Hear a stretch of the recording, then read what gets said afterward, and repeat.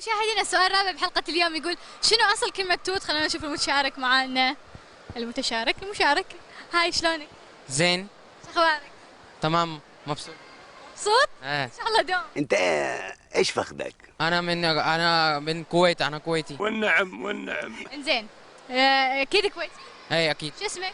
محمد مقبول. على شحم. محمد؟ مقبول محمد افضل.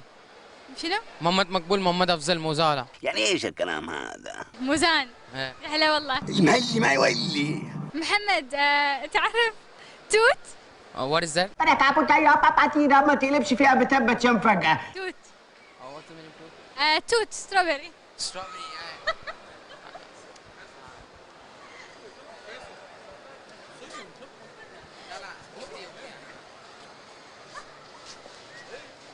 خبلة انت خبلة. متى صاحية؟ توت. What does it mean? توت means strawberry, right? ده انجليزي دي يا مرسي. توت. توت means strawberry, right?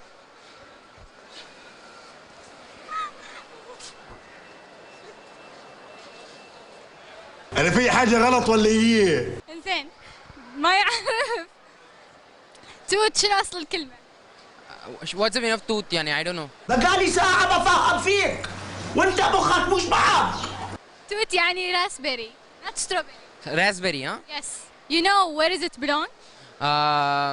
Raspberry is mostly in India. ولا انت حمار ولا انت فاهم حاجة، عمال اقول لك بالصبح. إنديا، كلمة هندية. Okay thank you سويتوا فيني. ها هلا yes. It is belonging India, mostly state of Bombay. مسختها. بومباي بعد بومباي يعني هو مو بس بالهند بومباي. Okay thank you brother محمد. بومباي لا وأنا أقول ستروبري. بومباي لا أنا سويت فيني فيصل. أنت اللي بتموتي في قلة الأدب. من كثر ما ضحكت والله عيني دمعت. يا ضنايا. لو أنا أقول ستروبري صدق عاد كويتي؟ يكذب يقول أنا كويت. هفت لاي مش حتى هفت لاي.